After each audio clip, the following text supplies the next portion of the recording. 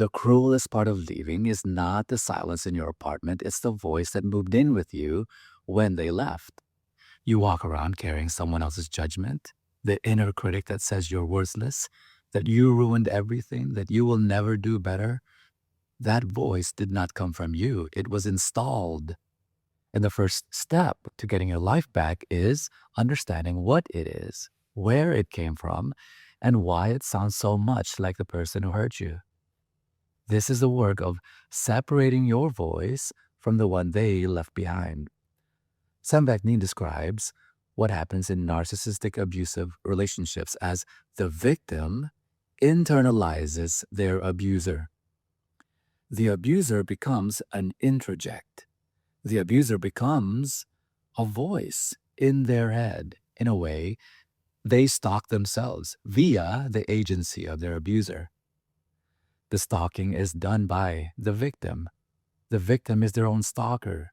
There is no escape, and the abuse continues to abuse themselves long after a breakup, long after a divorce.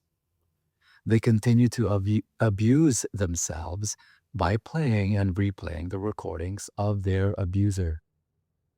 Things the abuser said, threats the abuser made, challenges to their self-esteem, their self-confidence, their sense of self-worth, gaslighting, distortion of reality in a way that makes them doubt their own sanity. All of this are internalized and then integrated into a complete self-picture, and they cannot get rid of it. The last line is the one that lands the hardest. They cannot get rid of it, not without specific work. The abuse did not stop when the relationship ended. It evolved. It internalized. It became a permanent resident in your internal landscape, running on a loop, reviewing evidence against you, demanding explanations you do not owe anyone, keeping a record of every mistake you have ever made. The person is gone. The prosecution continues. Here's an important recognition. You are not just inside the narcissist's reality, you are part of what made it real. Vaknin argues that the partner of a narcissist is not merely a victim of narcissistic delusion or the narcissist's delusions. The partner is a structural component of it. You were the matrix, not a simulation of one, the actual scaffolding. This is why extraction feels so devastating. You did not just lose a person, you lost the reality you were a prop in. When the relationship ends, the partner does not just grieve the absence of the person, they grieve the collapse of the entire world they were organized around. Cult survivors describe something similar. They needed years of deprogramming to reclaim their own perceptions of reality. The research on narcissistic abuse aftermath suggests the same. You did not just date someone difficult, you were deconstructed from the inside and rebuilt around a fiction. The deconstruction was so thorough that when they left, the deconstruction stayed. In Judith Herman's framework of complex PTSD describing what happens to survivors of prolonged relational trauma, the diagnosis matters less than the description. The nervous system was reshaped around a threat environment. That reshaping does not reverse the moment you leave. The body still runs the updated software. Johnny Soporno describes the ego as not as who you are, but as a process, a program running in your mind, written entirely by feedback from authority figures. Your ego is a process that runs inside your mind the way a computer process, runs inside a computer. It takes the form of how we imagine other people see us. It's an avatar, a projection, not native to you, written by others, revised by others, optimized for the approval of others. Think about what that means in the context of a long-term relationship with a narcissist. The narcissist's feedback became the programming environment.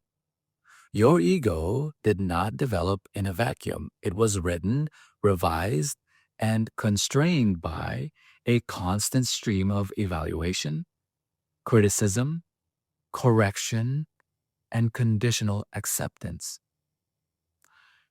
Every time you expressed a desire that threatened the shared fantasy, the feedback was negative. Every time you adjusted yourself to reduce tension, the feedback was positive. The program learned it got very good at predicting which version of you would produce the fewest problems. What you experienced as, I'm not enough, was not a character flaw. It was the ego program adapting to its environment. The program was working exactly as designed. The design was created to manage the emotional landscape of someone who could not tolerate your reality unless it served their fantasy.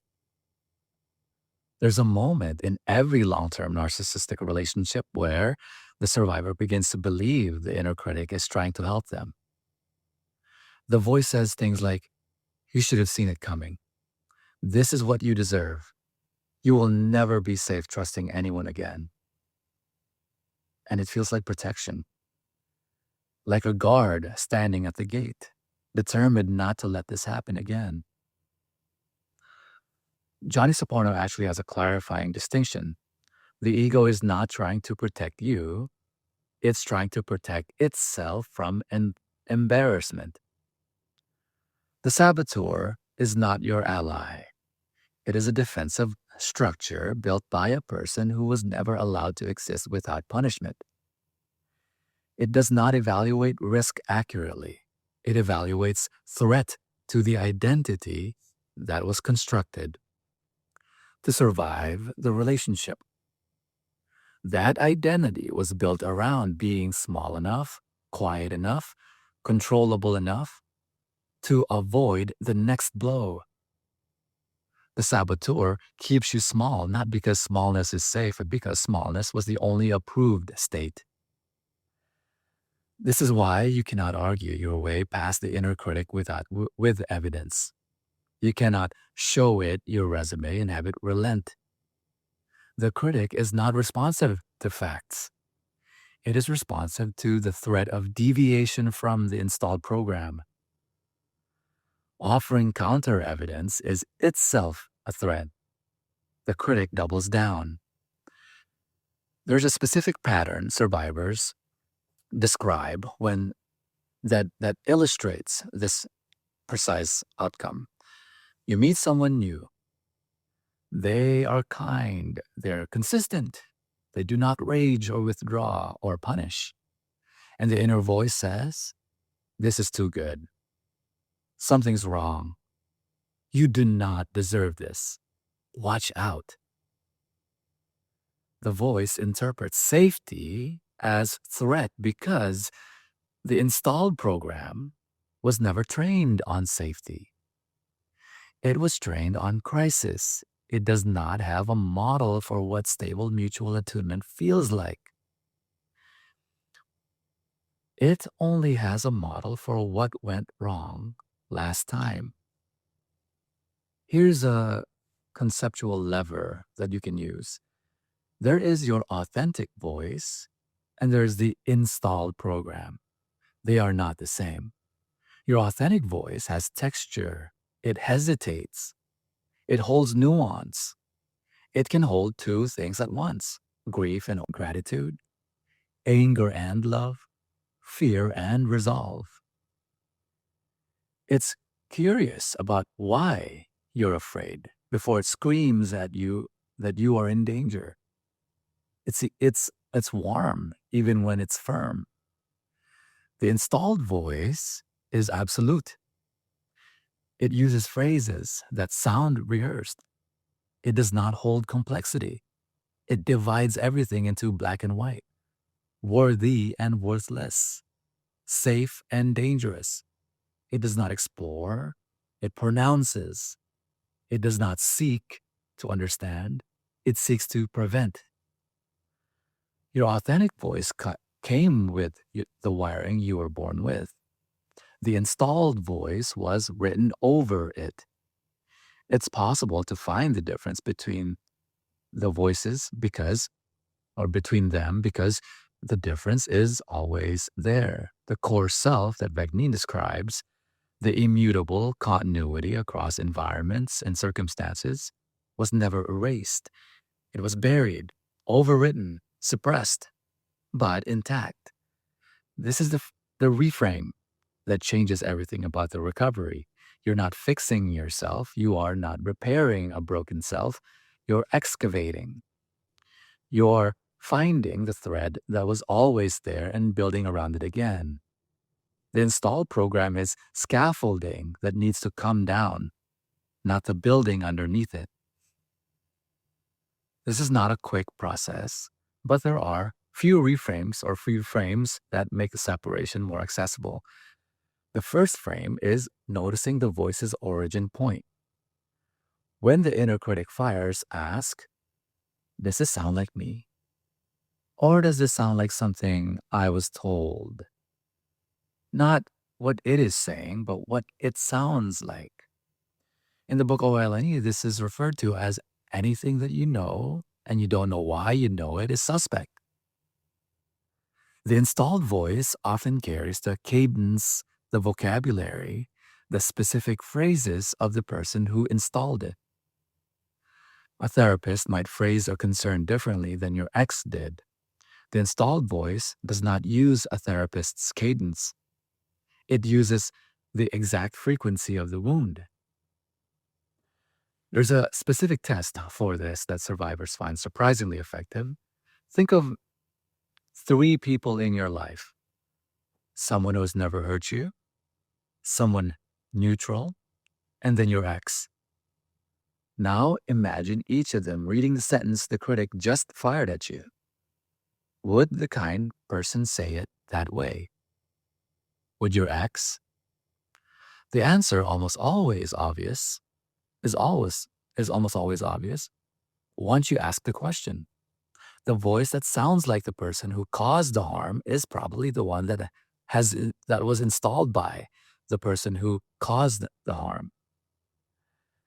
The second frame is noticing what the voice says or what the voice wants.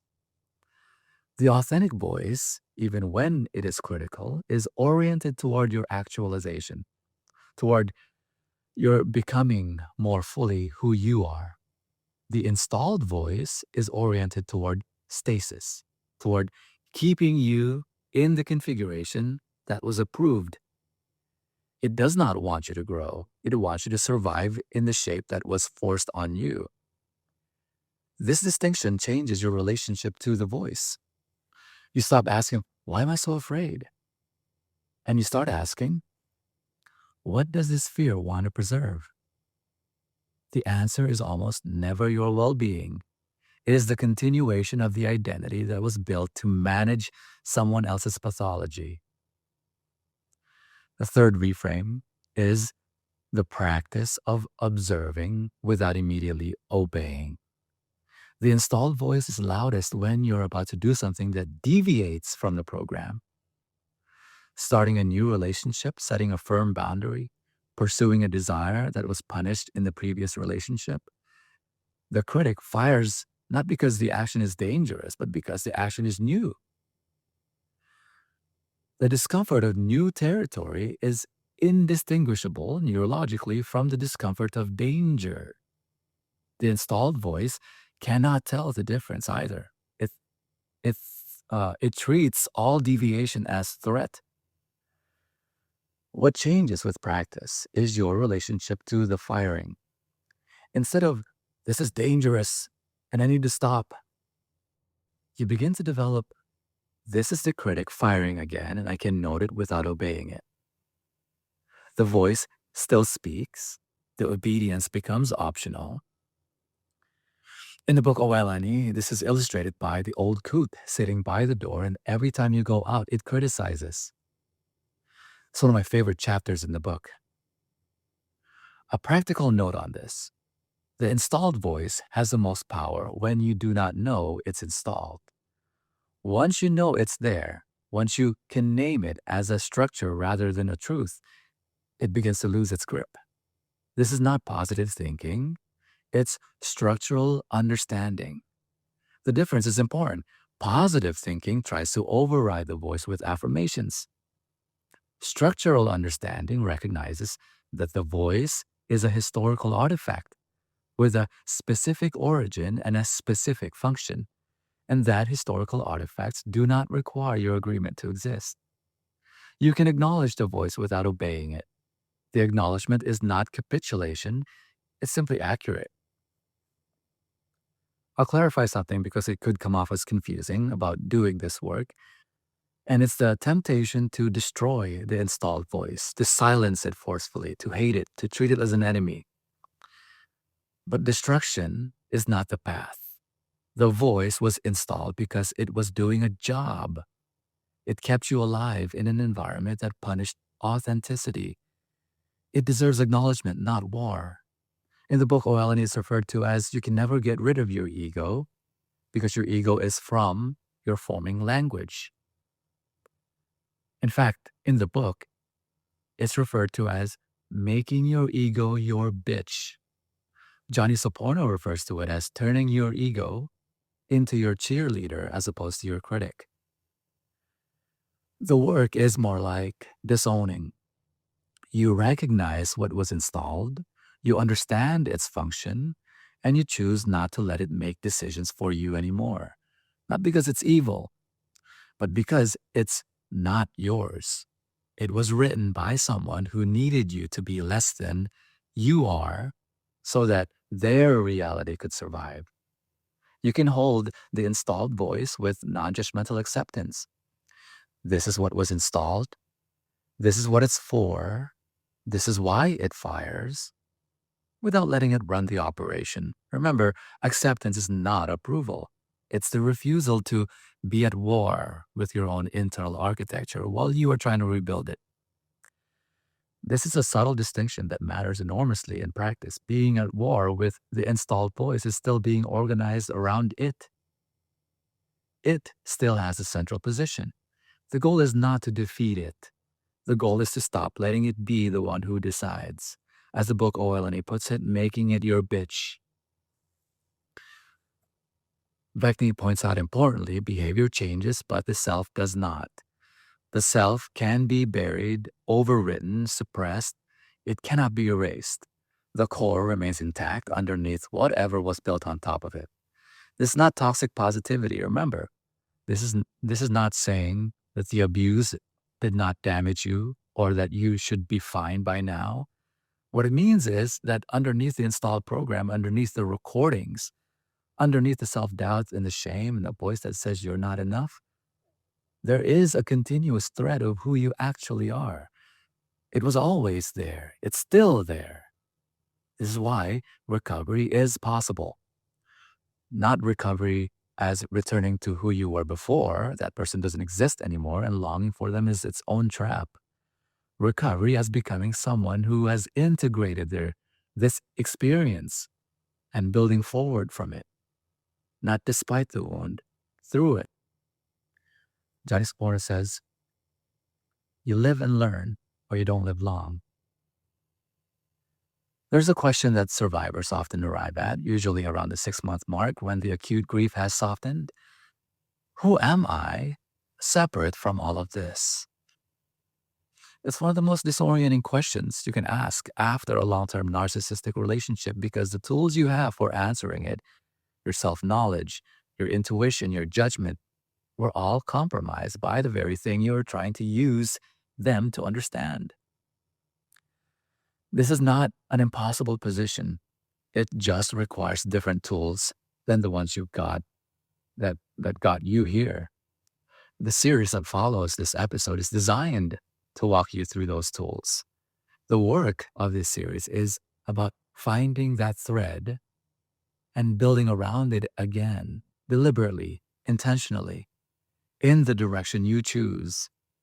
The voice in your head that is not yours, you cannot unhear it completely, but you can stop letting it have the microphone.